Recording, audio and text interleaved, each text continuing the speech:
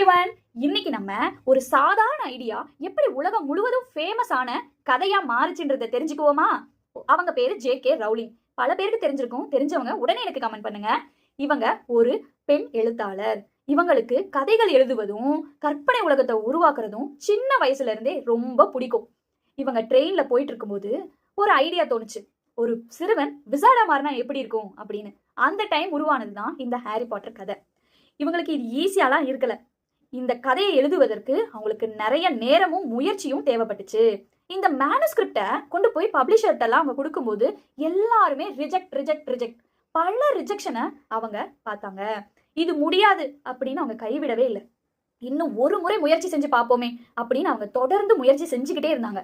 அப்போதான் Harry Potter and the philosophers stone அப்படின்னு book 1997 வெளியே வந்துச்சு.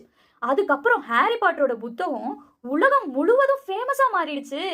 இவங்க ஜே.கே. ரவுலினை எல்லாருக்கும் தெரியற மாதிரி உலகம் முழுவதும் ஃபேமஸ் ஆயிடுச்சு. இந்த இவங்களோட கதையில இருந்து நம்ம என்ன கத்துக்கலாம்? ஒரு சிறிய ஐடியாவை நம்ம அண்டர் எஸ்டிமேட் பண்ணக்கூடாது. ஒரு நோட் புக்ல எழுதும் ஒரு சின்ன ஐடியா கூட ஒரு பெரிய படைப்பா மாறலாம். ரிஜெக்ஷன் வந்தா உடனே கிவ் அப் பண்ணக்கூடாது கண்ணுங்களா. ஒருவர் நோ சொன்னா உங்கள் முயற்சியை நீங்க தொடர்ந்துகிட்டே தான் இருக்கணும். அங்கேயே முடிச்சிடக்கூடாது.